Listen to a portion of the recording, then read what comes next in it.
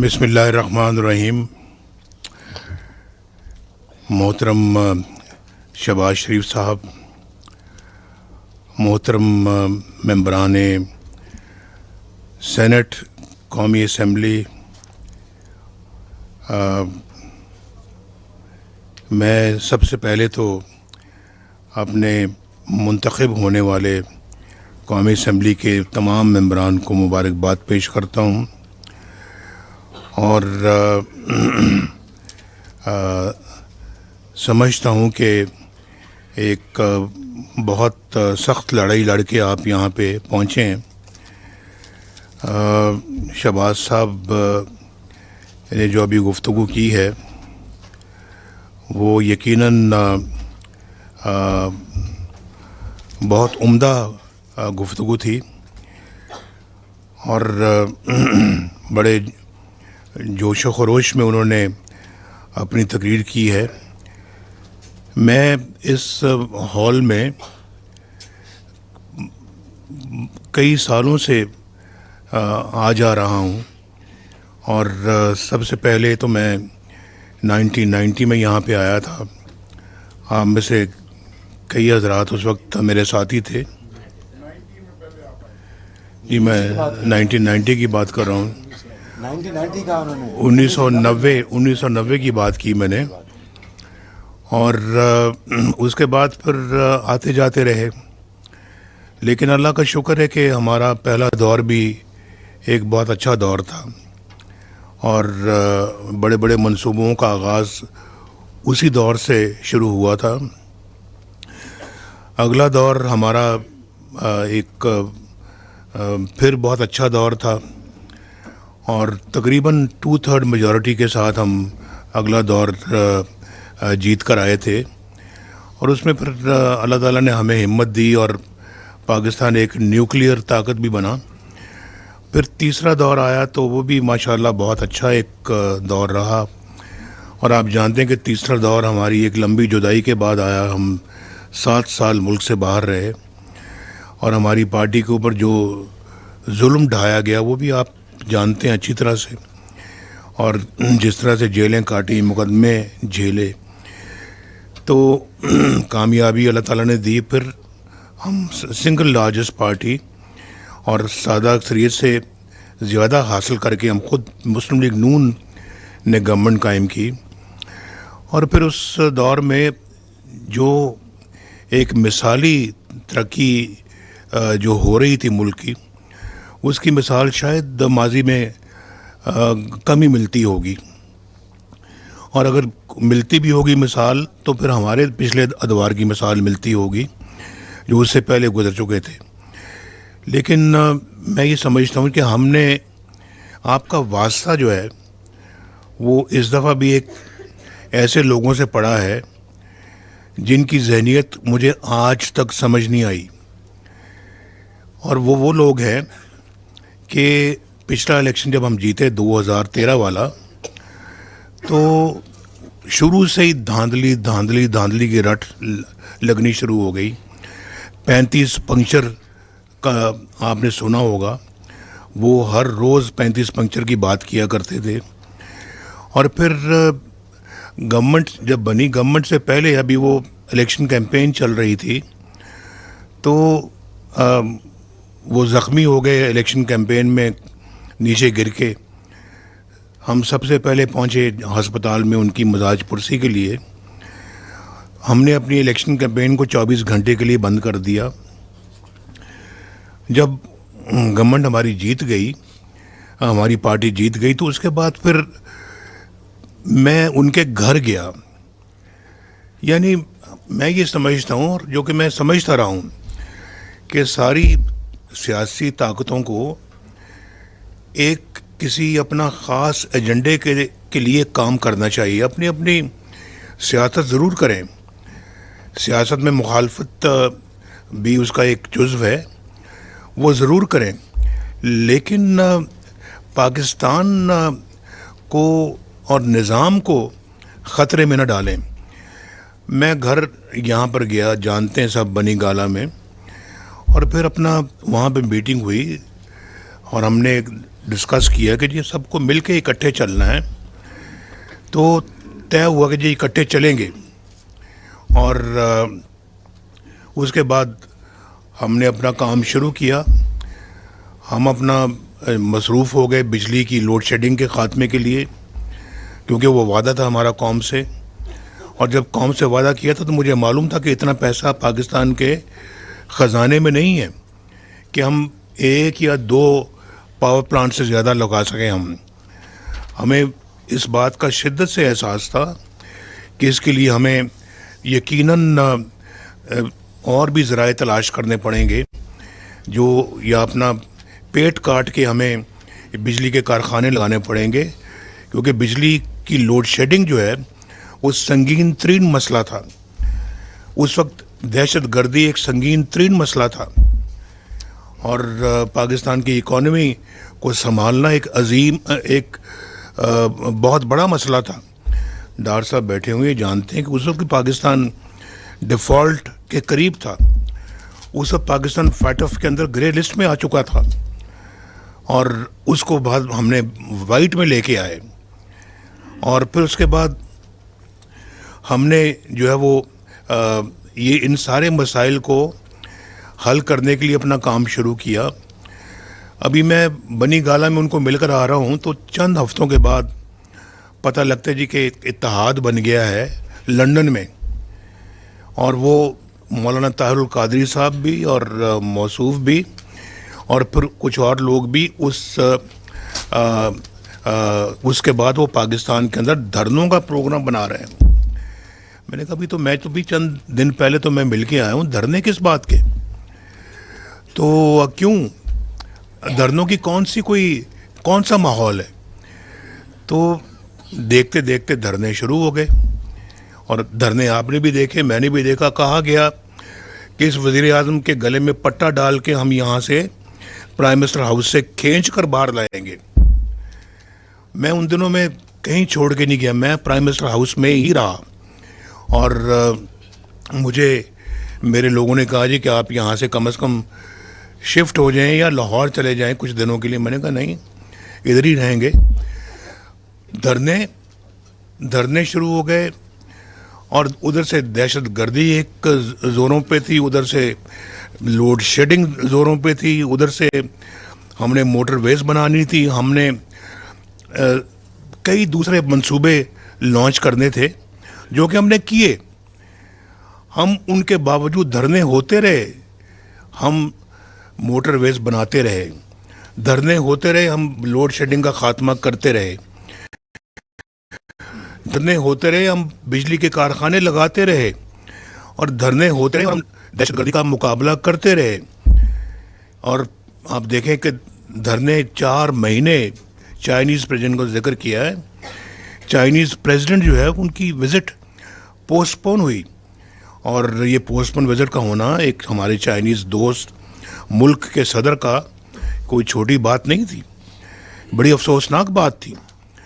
और फिर उसके बाद उन धरनों के बावजूद, उन एहतजाजों के बावजूद, वो गाली गलोच के बावजूद, माहौल ख़राब करने के बावजूद, हमने अल्लाह के फजल करम से सारी कमिटमेंट्स अपनी कौम से पूरी की, और हमने डिलीवर किया अल्लाह के फजल करम से।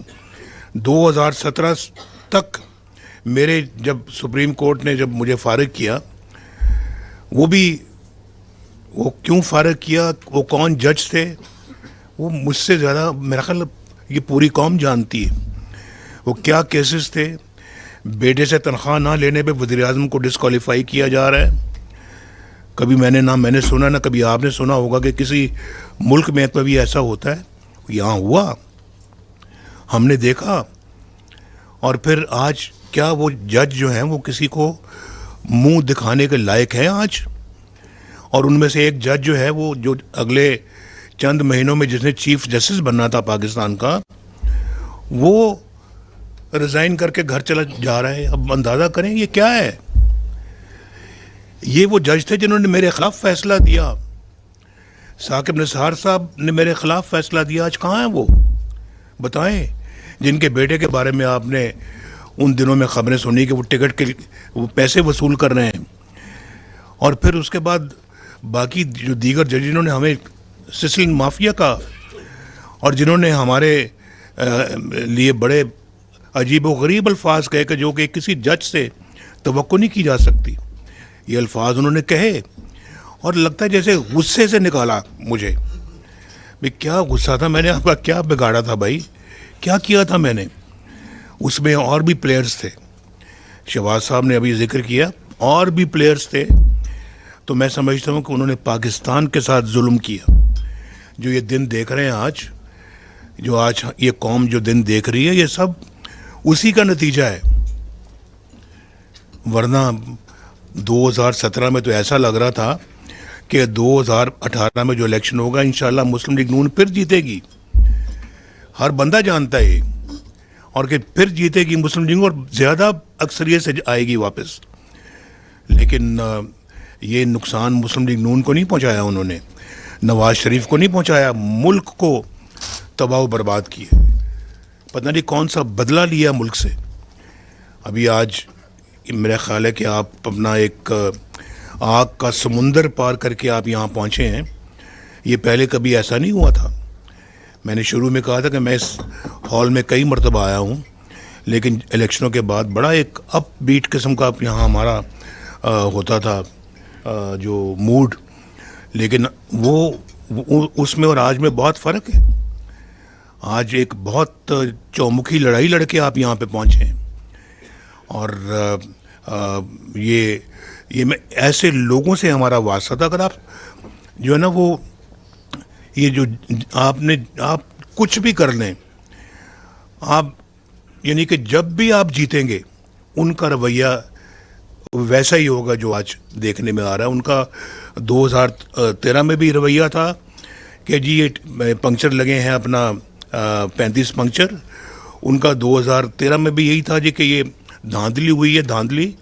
और फिर पूछें आप अपना वो जो बहुत अच्छे नाम के चीफ जस्टिस थे, जस्टिस नासरुल मुल्क, जिन्होंने कहा जी कि सब ये कुछ कोई 35 पंक्चर वाली बात दुरुस्त नहीं है। यानी कि एक थप्पड़ मारा उनके मुंह के ऊपर, लेकिन उनको फिर भी इसका कोई एहसास नहीं हुआ। वो सारा 4 साल 5 साल वो हमारे ख़िलाफ़ और निज़ाम के ख़िलाफ़ साजिशें करते रहे, साजिशें।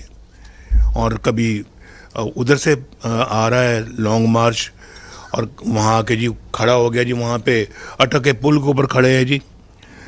इधर दाखिल इस्लामाबाद में दाखिल होने के लिए वो और लोगों का इंतज़ार कर रहे हैं।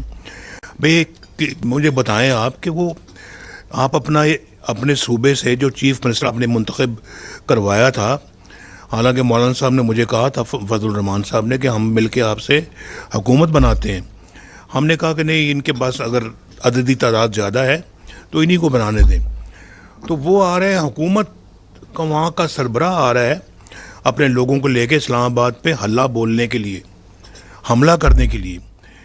कभी ऐसा सुना है, कभी देखा है ऐसा कि एक चीफ मिनिस्टर एक प्राइम मिनिस्टर के ख़िलाफ़ जो ज़ुबान इस्तेमाल कर रहा है और फिर हमला करने का मंसूबे बना रहे हैं। तो ये सारा कुछ क्या था ये? हमने तो भाई हर मौके पे आपको हमने दावत दी है।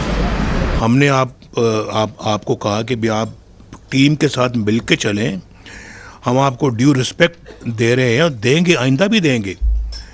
लेकिन ये सब कुछ उन्होंने करके दिखाया और पूरी कौम ने देखा है। तो आप चाहे जितना भी वज़ू करके पाक साफ होके आए हैं, उन्होंने वही इल्ज़ाम लगाना है जो वो आज लगा रहे हैं। उनके किसी भी इल्ज़ाम से ना डरना चाहिए, ना घबराना चाहिए। और आपने देखा कि अपने दौर में बद तहज़ीबी, बदतमीज़ी, बद कलामी और इस तरह के, वो आईजी तुम्हें मैं जेल में डालूंगा, वो फलां चीफ सेक्रेटरी मैं तुम्हें छोड़ूंगा नहीं। ये कुछ तरीका बात करने का? ये जो इन असेंबलियों में बैठने वाले क्या इस लहजे में बात करते हैं? इस मुल्क के वज़ीर आज़म तुम अगर बने हो तो इस लहजे में बात करते हो?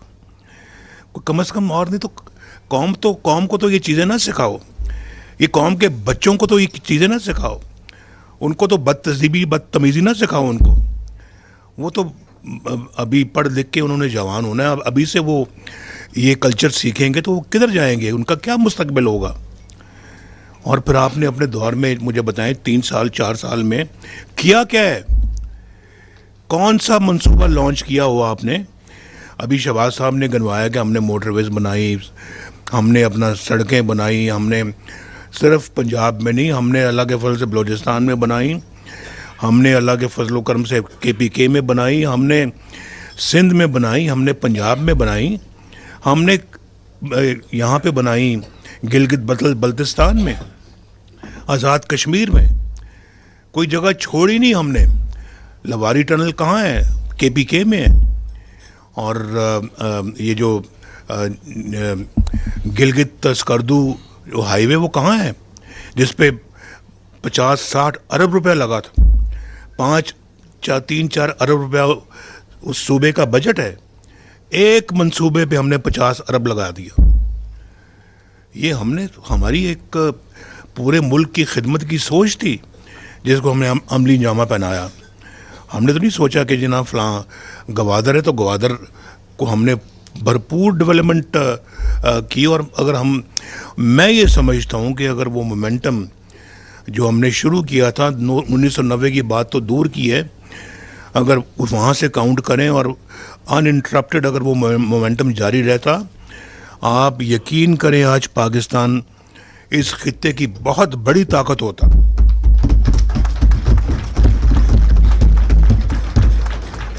हम तो कब के 20 जो G20 होगी, G20 है ना, G20 में पहुंच चुके होते कब के। और चले 1990 छोड़े, 24 नंबर पे हम आ चुके थे, तो 20 पे आना तो मुश्किल बात नहीं थी। तो अगर छोड़ दें बाकी 1990 से में जो हमने जो किया, हमने बल्कि ये बुनियादें मोटरवेज की 1990 से रखी हुई हैं, और हर मोटरवे पे मुस्लिम लीग नून का मोहर लगी हुई है। किसी और की मोहर बता दें अगर कोई है तो हम बिल्कुल हम तस्लीम करेंगे। हर बड़े मंसूबे पे मुस्लिम लीग नून की मोहर लगी हुई है। ये मैं कह रहा हूँ, शहबाज शरीफ साहब ने अभी कहा है। तो मैं समझता हूँ जी कि हमने तो अल्लाह के फजलो करम से अपना जो है वो सारा ज़ोर डेवलपमेंट पे लगाया, पाकिस्तानियों की फलाह बहबूद पे लगाया। 10-10 रुपए किलो सब्जियां बिकती थी उस ज़माने में, और 1.5-2 रुपए यूनिट बिजली का रेट था, और डॉलर 104 रुपए पे बांध के रखा हुआ था हमने। कौन नहीं, सब ये सब कौन बातें आप जानते नहीं। और किसके ज़माने में डॉलर 104 से बाहर निकला और फिर 150-200 से भी आगे तजावज़ कर गया। ये याद रखें, ये बहुत बड़ा जुल्म ढाया अपने मुल्क के ऊपर हमने। और जो भी इनको लेके आए, जो भी इनके साथ मिलके जिन्होंने इनको आकर लाभ बिठाया, वो पाकिस्तान के बहुत बड़े मुजरिम हैं। और आज पाकिस्तान को ठीक करना एक जान जोखों का काम नज़र आता है, इतना मुश्किल काम नज़र आता है। मैं तो शहबाज शरीफ साहब को बहुत शाबाश देता हूँ, जो इन्होंने जिस तरह से वो 1.5 साल चलाया है मामलात को और पाकिस्तान को डिफ़ॉल्ट से बचाया है। मैं समझता हूँ कि इन्हीं का हौसला है, इन्हीं की हिम्मत है जिन्होंने करके दिखाया है, और पाकिस्तान को मुश्किलों से जो है ना वो निकालने की भरपूर कोशिश की इन्होंने।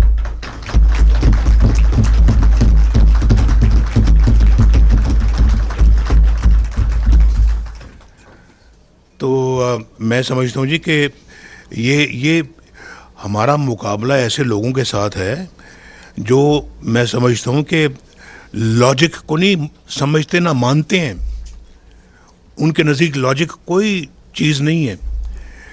तो हमें अपना जो है ना वो, अब वक्त आ गया है, मुश्किल हालात हैं, बहुत मुश्किल हालात हैं, और पाकिस्तान के अवाम जो है वो सबसे बड़ा मसला उनका महंगाई का है। और मैं 1985 में मैं जब चीफ मिनिस्टर था, तो 1988 में फिर जब इलेक्शन हुआ तो पीपल्स पार्टी मुकाबले पे थी और हम मरकज़ हार गए। पंजाब में हम सबसे बड़ी पार्टी थी, हमने वहाँ गवर्नमेंट अल्लाह के फजलो करम से बनाई। फिर अल्लाह ने मौका दिया, हमने मामलात को सही तरह से चलाया और 1990 में दिसंबर में अल्लाह ताला ने फिर दोबारा हमें मौका पहला मौका दिया और मैं अल्हम्दुलिल्लाह पाकिस्तान का वज़ीर आज़म बना। तो वो कारकर्दगी जो हमने उस वक्त दिखाई थी अल्लाह के फजलो करम से, उसका समर हमें मिला है। और मैं समझता हूँ कि आपके अगले पहले जो हैं 1.5-2 साल ज़रा मुझे महसूस होता है कि मुश्किल के होंगे। इस मुश्किल में हमने बिल्कुल इस तरह से रहना है जी, एक होकर, और अपने मुखालफिन का भरपूर मुकाबला करना है। और इंशाअल्लाह मुझे बहुत यकीन है कि पाकिस्तान अगले 1.5-2 साल में इन मुश्किलात से बाहर निकल जाएगा। और इंशाअल्लाह निकल जाएगा। और फिर उसके बाद आप बहुत सारे ऐसे काम कर सकते हैं जो कि आपके नज़दीक और कौम के नज़दीक बहुत अहमियत के हामिल होंगे। हमने मिलकर पाकिस्तान के ज़ख़म भरने हैं। पाकिस्तान बहुत ज़ख्मी है, इस वक्त बहुत ज़ख्मी है। और मैं पिछले कई डेकेड से, कई दहाइयों से मैं ये देख रहा हूँ, इस तरह का ज़ख्मी पाकिस्तान मैंने पहले कभी नहीं देखा। तो इस मुल्क को मुसीबतों से निकालना है, इस मुल्क को मुश्किलों से हमने निकालना है। और मैं ये समझता हूँ कि ये 1.5-2 साल डिफ़िकल्ट होंगे, जिसमें डिफ़िकल्ट फ़ैसले भी करने पड़ेंगे आपको, लेकिन इंशाअल्लाह आप उसके बाद यकीनन अल्लाह के फजलो करम से निकलेंगे। लेकिन नीयत नेक होनी चाहिए। नीयत अगर नेक होगी तो अल्लाह ताला ज़रूर आपकी मदद करेगा। हमने 24 करोड़ आवाम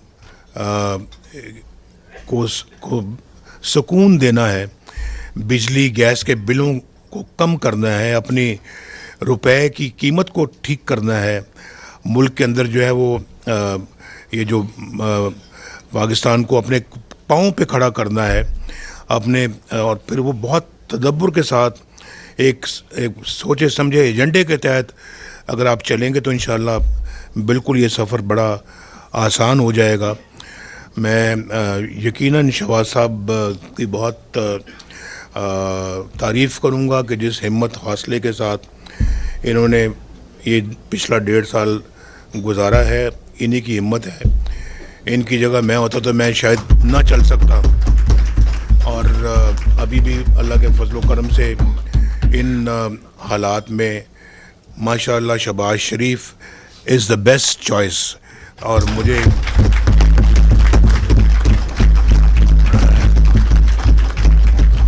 उनको बतौर वज़ीर आज़म का कैंडिडेट डिक्लेयर करूं।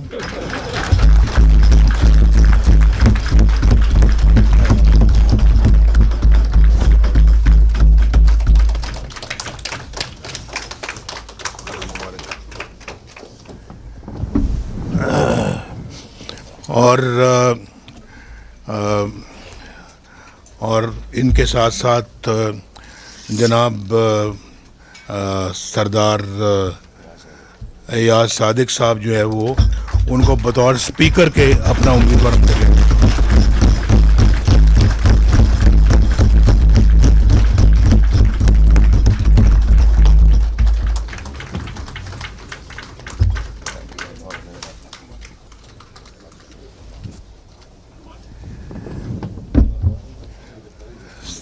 सरदार एयाज सादिक साहब जो हैं उन्होंने बहुत अच्छे तरीके से अपनी स्पीकरशिप को चलाया है और हाउस के स्पीकर रहे हैं। बहुत कामयाब स्पीकर के तौर के ऊपर उन्होंने अपना वक्त गुजारा है। और एक काबिल भी हैं, अहलियत भी है, सलाहियत भी है, तजुर्बा भी है। और पार्टी के साथ कमिटमेंट भी है। और मुझे यकीन है इंशाल्लाह कि वो भी ऐसे हालात में एक बेहतरीन स्पीकर के तौर के ऊपर एक दफ़ा फिर उभरेंगे। और मैं आप सब के लिए भी बहुत दुआगो हूँ कि अल्लाह ताला आपको और हम सब को मिलकर इस मुल्क की खिदमत करने की तौफीक अता फ़रमाए। और यहाँ मैं ख़ास तौर पे अपने ख़वातीन को जो दोबारा माशाल्लाह अच्छी खासी तादाद में मुंतखब हुई हैं, उनको भी मुबारकबाद देता हूँ। अपने जो माइनॉरिटी भाइयों को या कोई बहन है तो उनको भी मैं दिल की गहराइयों से मुबारकबाद देता हूँ कि दोबारा मुंतखब हुए हैं। और उसके साथ साथ जो है वो इनको देख के बड़ा खुश हो रहा हूँ मैं, कोयटा से जो जीत के आए हैं तो लेकिन और उन तमाम अपने हजरात को, इंडिपेंडेंट हजरात को, दोस्तों को, साथियों को मैं वेलकम करता हूँ जी दिल की गहराइयों से, जो जिन्होंने मुस्लिम लीग नून ज्वाइन की है, और उनका शुक्रिया अदा करता हूँ। और मुझे यकीन है इंशाल्लाह आप में उनमें कोई तमीज़ तफरीक नहीं है, इंशाल्लाह वो भी हमारे उसी तरह साथी हैं जैसे कि आप साथी हैं। तो मैं सबको वेलकम करता हूँ और मैं उम्मीद करता हूँ कि अल्लाह ताला हमारी रहनुमाई फरमाएगा, हमें नेक नीयत रखेगा और पाकिस्तान को हमारे ज़रिए से एक दफ़ा फिर तरक्की का इंशाल्लाह मौका देगा। पार्लियामेंट हाउस में मुस्लिम लीग नून की पार्लिमानी पार्टी के इजलास, कायद मुस्लिम लीग नून मोहम्मद नवाज शरीफ पार्लिमानी पार्टी के इजलास